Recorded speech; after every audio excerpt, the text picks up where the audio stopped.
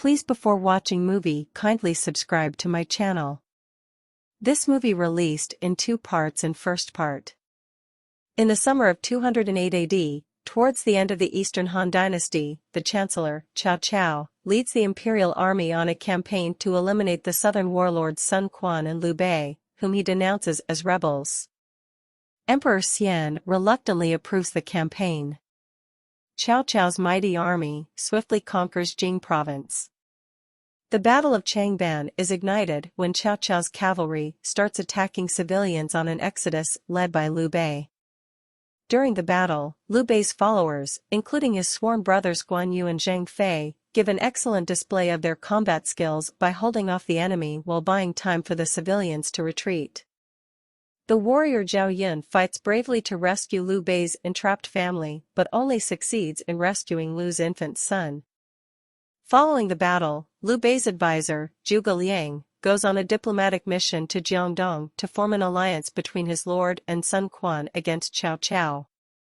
Sun Quan was initially in the midst of a dilemma of whether to surrender or fight back, but his decision to resist Cao Cao hardens after Zhuge Liang's clever persuasion and a subsequent tiger hunt with his viceroy Zhou Yu and his sister Sun Shengxiang. Meanwhile, Cai Mao and Zhang Yun, two naval commanders from Jing province, pledge allegiance to Cao Cao, who puts them in command of his navy. After the hasty formation of the Sun-Alu alliance, the forces of Liu Bei and Sun Quan call for a meeting to formulate a plan to counter Cao Cao's army, which is rapidly advancing towards their base at Red Cliff from both land and water. The battle begins with Sun Shengxiang leading some riders to lure Cao Cao's vanguard force into the Allies' Bagua formation.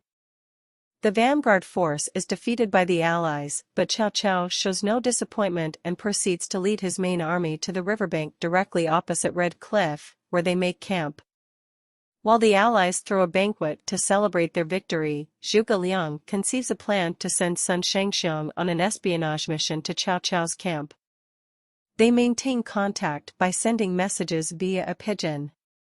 The film ends with Zhou Yu lighting his miniaturized battleships on a map based on the battle formation.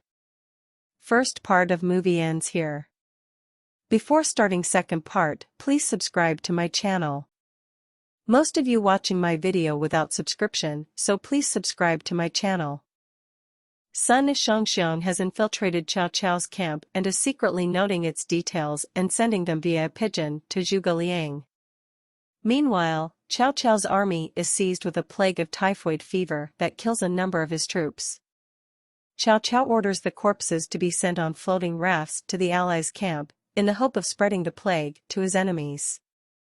The Allied army's morale is affected when some unsuspecting soldiers let the plague in.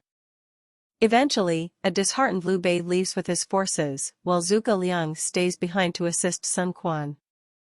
Cao Cao is overjoyed when he hears that the alliance has collapsed. At the same time, Cai Mao and Zhang Yun propose a new tactic of interlocking the battleships with iron beams to minimize rocking when sailing on the river and reduce the chances of the troops falling seasick. Sun Quan's forces look on as Liu Bei leaves the alliance. From right to left, Zhou Yu, Tony Liang, Sun Quan, Chang Chen, Lu Su, Hou Yong. Zhou Yu and Zhuge Liang make plans to eliminate Cai Mao and Zhang Yun and produce 100,000 arrows, respectively.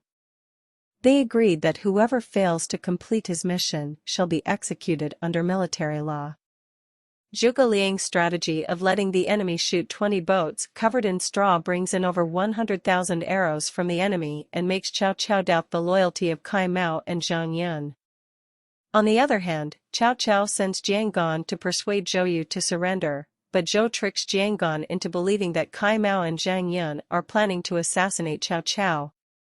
Both Zhuge Liang and Zhou Yu's respective plans complement each other when Cao Cao is convinced, despite having earlier doubts about Jiang Gan's report, that Cai Mao and Zhang Yun were indeed planning to assassinate him by deliberately donating arrows to the enemy.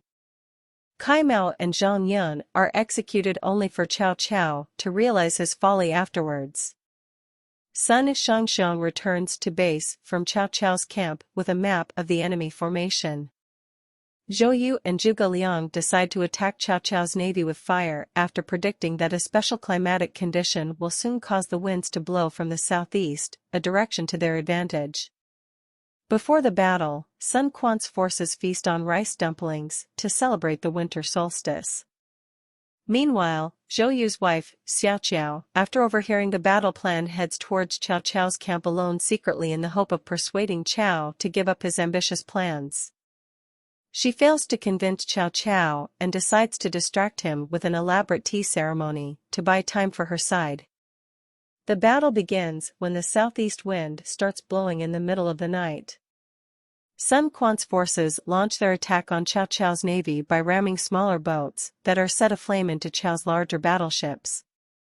On the other hand, Liu Bei's forces, whose departure from the alliance was a ruse, start attacking Cao Cao's forts on land. By dawn, Cao Cao's entire navy has been destroyed. The Allies launch another offensive on Cao Cao's ground army and his forts and succeed in breaking through using testudo formation, despite suffering heavy casualties. Although Cao Cao is besieged in his main camp, he manages to hold Zhou Yu at sword point after ambushing him with the help of Cao Hong.